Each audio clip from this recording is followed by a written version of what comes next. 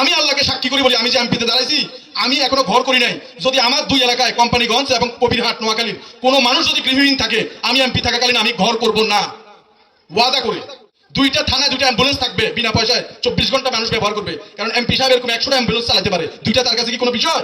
আসেনি আপনাদের এলাকায় এরকম ফ্রি অ্যাম্বুলেন্স? আসসালামু আলাইকুম ওয়া রাহমাতুল্লাহি ওয়া বারাকাতুহু। সম্মানিত দর্শক, মানবিক শওকত ভাই, তাকে আপনারা অনেকেই চিনে থাকেন। তিনি একজন অত্যন্ত ভালো মনের মানুষ, অসহায় ব্যক্তিদের পাশে দাঁড়ায়।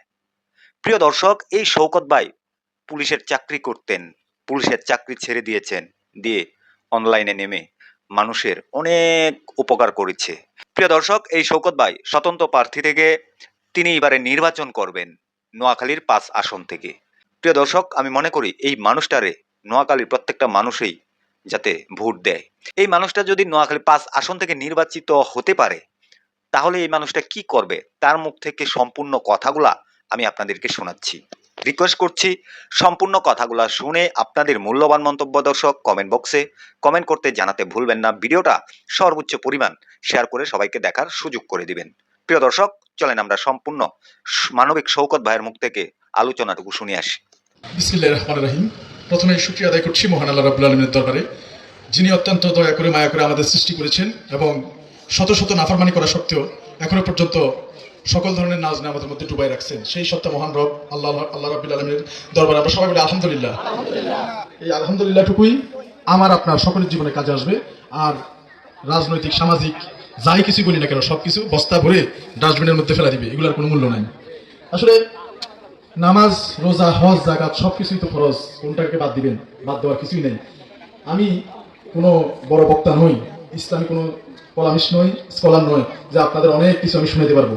তবে এতটুকু বলতে পারি যে আমি আমার জীবনে যা করি আপনাদের সাথে তা শেয়ার করি, আপনাদের থেকেও শিখি এবং আপনারা আমার কাজগুলো যদি ভালো লাগে আমার মতো করতে পারেন, আপনাদের থেকেও কিছু শিখতে পারবো। এলাকার সন্তান হিসেবে আপনাদের ছোট ভাই অথবা সন্তানের মতো করে আমাকে দুই একটা পরামর্শ হয়তো আপনারা দিতে পারবেন, আমি আমার জীবনকে আরো সুন্দর করতে পারবো মৃত্যুর আগ পর্যন্ত। এই জন্য আসলে ওয়াজ নসিহত তো প্রতিদিনই হয়। এই চাঁদপুর হচ্ছে ওয়াজ নসিহতের জন্য এবং ধর্মীয় শিক্ষার জন্য অনেক বড় একটা জেলা। চাঁদপুরের নিচে কিন্তু অন্যান্য জেলা চাঁদপুরে পড়ে না। এত আলেম, এত প্রিন্সিপাল, এত মুহাদ্দিস চাঁদপুরের মতো আর কোনো জেলায় কিন্তু নাই। এখন এত থাকার পরেও চাঁদপুর কি চুরি হয় না? চুরি হয়। চাঁদপুর কি ভেজাল মিশে না খাবারের সাথে হয়? চাঁদপুর কি আপনি ওই দল করেন আমি ওই দল করি এটা নিয়ে মারামারি হয় না? একজন মাথা একজন পাঠায় না? প্রতিদিন এগুলো হয়। এই সমস্ত বক্তব্য আমি দিব না, দিয়েও লাভ নাই। কারণ মানুষের মন যদি না গলে পৃথিবীর কিছুতেই কিছু করতে পারবে না। যেমন এই যে সৌদি আরব, তুরস্ক, তারপরে ইসলামী বড় বড় যে কান্ট্রিগুলা আমাদের ফিলিস্তিনকে মারি জমিনের সাথে বসাই দিচ্ছে। এই বড় বড় রাজারা কি কোনো যুদ্ধ ঘোষণা করছে? নিজেরা কোনো প্লেন উড়েছে ইসরায়েলের বিরুদ্ধে? কিচ্ছু করে না, এমনি বিবৃতি দেয়। আমরা এটা তীব্র নিন্দা প্রকাশ করি। এই কথার মধ্যে শেষ। এত বাচ্চা, এত শিশু, এত অসহায় মানুষজন এই ফিলিস্তিনের মধ্যে বোমা মেরে ইসরায়েল তার দোসরে আমেরিকার সহযোগিতায় মাটির সাথে মিশে দিছে। কিন্তু সৌদি আরবের মানুষ মুরগির রান খাওয়া কি বন্ধ করছে?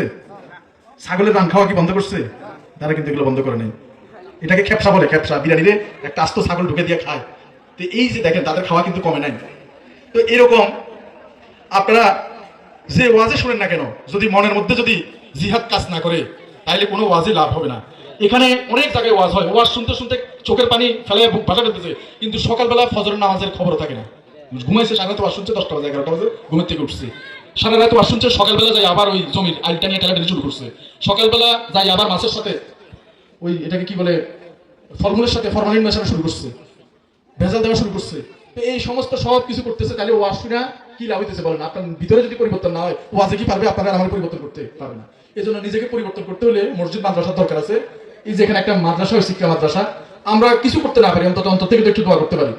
কিন্তু অনেক মানুষ আছে যে বাপরে বাপ আমি পারলাম না, আর এই বাচ্চা ছেলে মাদ্রাসা দিয়ে দিচ্ছে, কিভাবে চালাও দেখি নিব, বন্ধ করে দিব। এই যে এই সমস্ত কাজে আমরা পিছিয়ে আছি, এর কারণে আমাদের ওয়াজ নসিহত এগুলো আসলে কোনো কাজে আসে না।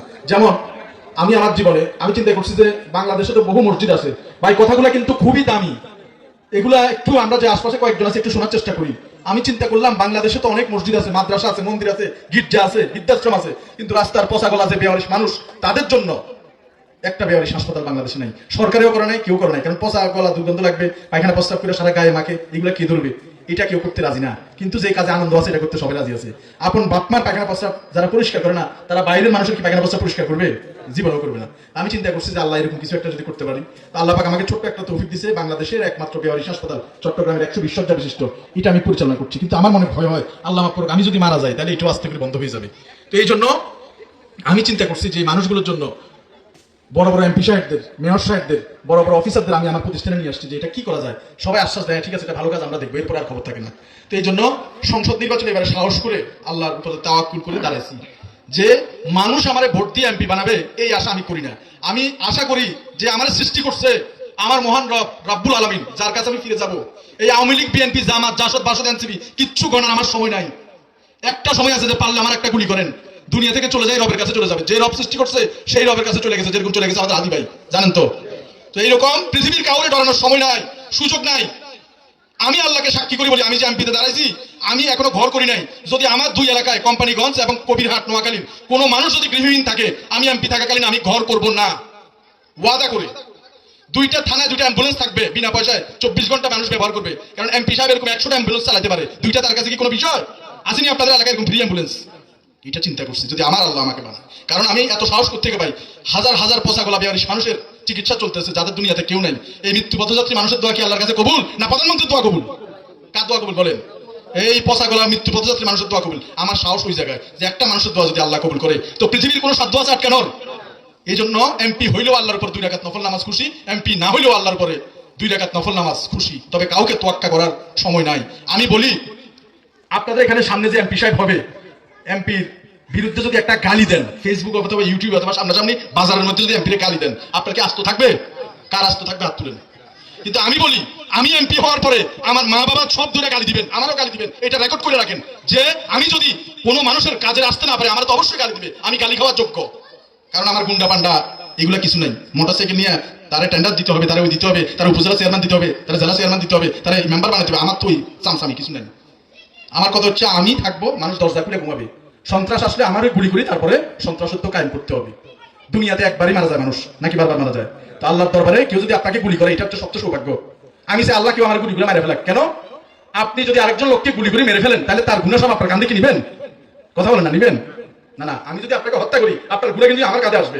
তো এই জন্য আমার এই গুনাহগুলো যদি আরেকজন আমাকে মেরে ফেলে নিয়ে যায়, এটা তো লাভ, অসুবিধা কি?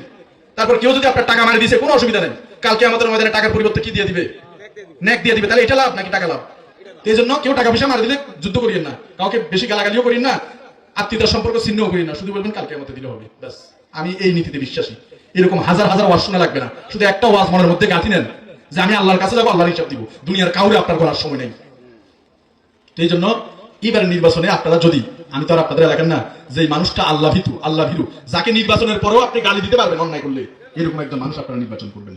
এবং আমি আমার সর্বোচ্চটা দিয়ে চেষ্টা করি যে আল্লাহ এই কোরআন শপথ করে, কোরআনে হাত দিয়া, কোরআনে মাথায় কোরআন নিয়ে আমি শপথ করবো একজন এমপি হিসাবে যদি নির্বাচিত হই, আমার এলাকায় প্রত্যেকটা মানুষের দরজা খোলা থাকবে, লুঙ্গি পরে গামছা পরে মানুষের বাসার মধ্যে যাইতে পারবো, সংসদ ভবনে আপনার কথাটা, রাস্তার পচাগলা মানুষের কথাটা সংসদ ভবন পর্যন্ত তুলে ধরতে পারবো। আর পছন্দ না হলে এখান থেকে বিদায় নিয়ে চলে আসবো। এমপি হওয়া তো উচিত এরকম, কিন্তু এমপি হওয়ার পর এমপির দরজা পর্যন্ত আপনি যাইতে পারবেন না। তো এই জন্য আল্লাহ পাক যদি কবুল করে, আপনারা আমার জন্য একটু দোয়া করবেন। এখন অনেকে বলে যে ভাই শওকত ভাই এখানে কোন জায়গায় কথা বলতেছেন, এটা কি আপনার এলাকা নাকি? এই মানুষগুলো কি আপনারা ভোট দিতে পারবে? আমি আবারও বলছি, আমি এমপিতে দাঁড়াইছি, আমি ভোটে বিশ্বাসী নই, আমি ভোট বিশ্বাস করি না। আমি বিশ্বাস করি একমাত্র আল্লাহকে। এই আল্লাহ যদি ইচ্ছা করে সবকিছু সম্ভব। মরুভূমিকেও সাগর বানাতে পারে, সাগরকেও মরুভূমি বানাতে পারে। আপনাদের একজন মানুষের দোয়া যদি অন্তর থেকে কবুল হয়, পৃথিবীর কোনো শক্তি নাই আটকে রাখার। এই জন্য ভোট দিয়ে নির্বাচিত নয়, আল্লাহই নির্বাচিত করবে। কোনটা করে? ভোটে করে না আল্লাহ করে? আল্লাহ করে। আমি আল্লাহর উপর তাওয়াক্কুল। তাই এই নেতা খেতা ধরা, হুন্ডার তেল ঢুকে দেওয়া, ওই নেতাদের পকেটে 10,000 20,000 টাকা করে ঢুকে দেওয়া, এই নীতিতে নয়। যদি সম্ভব হয়, আমার নির্বাচনী খরচটা আমি এভাবে নির্ধারণ করছি যে কোন কোন ঘরে কিডনি নষ্ট হয়ে গেছে, ডায়ালিসিসের অভাবে ডায়ালিসিস করতে পারতেছে না, আমার নিয়ত আল্লাহ পূরণ করার মালিক। আমার নির্বাচনী যা খরচ আছে আমি চিন্তা করছি আমার ওই এলাকার যারা কিডনি নষ্ট হয়ে গেছে, ডায়ালিসিস করতে পারছে না, ওই নেতার পকেটে 10,000 টাকা না দিয়ে ওই কিডনি রুগীরে দিলে সে ডায়ালিসিস করতে পারবে। কার বাসায় বিবাহ উপযুক্ত মেয়ে আছে কিন্তু স্বামী নাই, ওই অসহায় পরিবারে বিবাহের জন্য খরচটা আমি দিয়ে দিই। অথবা কোন ঘরে 10-12টা বাচ্চা কাচ্চা আছে কিন্তু স্কুলে ভর্তি হতে পারছে না, মাদ্রাসার বিল দিতে পারছে না, ওদেরকে একটু সহযোগিতা করি। এইরকম খুঁজে খুঁজে যে মানুষগুলো অসহায় আছে, আমি আমার নির্বাচনী ব্যয়টা আমি তাদের মধ্যে দিয়ে দিব। ওই হুন্ডা পান্ডা গুন্ডা এদেরকে দেওয়ার আমার সময় নাই। তো ইনশাল্লাহ আপনারা যে মাদ্রাসাটা একটু এই মাদ্রাসার পাশে থাকবেন আর আমার জন্য একটু দোয়া করবেন, আল্লাহ পাক যাতে আমাকে কবুল করে। বাংলাদেশের স্বাধীনতার পর থেকে এখনো পর্যন্ত একটা বেওয়ারিশ মেডিকেল কলেজ হাসপাতাল বাংলাদেশ সরকার এবং বাইরের কোনো বড় কোম্পানি আমার 1000 বার কিনতে পারে এরকম কেউ এখনো পর্যন্ত করা তো দূরের কথা, নামও নেয় নাই। কারণ ওই মানুষগুলো কারো কাছে চাইতে পারে না, তাই ওই মানুষগুলার প্রতিনিধি হিসেবে মহান সংসদে দাঁড়াইয়া তাদের অধিকার আদায় যাতে করতে পারি এবং বাংলাদেশে একটি সর্বোচ্চ মানের বেওয়ারিশ মেডিকেল কলেজ যাতে আল্লাহ করাতে পারে। যদি আমি সংসদে যাই আমার জন্য দোয়া করবেন। আমার মধ্যে যদি অহংকারী এবং ক্ষমতা পাইয়া অন্য এমপিদের মতো ক্ষমতা বাহাদুরি দেখাতে চাই, আল্লাহ যাতে আমাকে ধ্বংস করে দেয়, এই দোয়া করবেন আপনারা। আমার ধ্বংস দোয়া চাই আমি আপনাদের কাছে। আর যদি আমার দ্বারা এই মানুষগুলোর কথা ফুটে উঠে, এই ইটভাটায় যারা কাজ করে, রাস্তায় রিক্সা চালায়, ভ্যান চালায়, ওই মানুষগুলোর কথা যদি আমি সংসদ ভবনে তুলে ধরতে পারি, তাইলে আল্লাহ পাক যাতে ওইটার মধ্যে আমার ঢুকায়। আপনারা একটু আমার জন্য দোয়া করিয়েন। আসসালামু আলাইকুম রহমতুল্লাহ বারাকাতুহু। প্রিয় দর্শক, এই যে মানবিক শওকত ভাইয়ের কথাগুলো শুনেছেন, কথাগুলো আপনাদের কাছে কতটুকু ভালো লেগেছে? তিনি যদি এমপি পদে নির্বাচন করে তাহলে কি উনি বিজয় হতে পারবে কিনা? প্রিয় দর্শক, সেটা আপনারা কমেন্ট বক্সে কমেন্ট করে জানাতে ভুলবেন না। ভিডিওটা সর্বোচ্চ শেয়ার করবেন, সবাইকে দেখার সুযোগ করে দিবেন। সবাই ভালো থাকবেন, সুস্থ থাকবেন। পরবর্তী কোনো একটা ভিডিওতে আপনাদের সাথে দেখা হবে। আসসালামু আলাইকুম।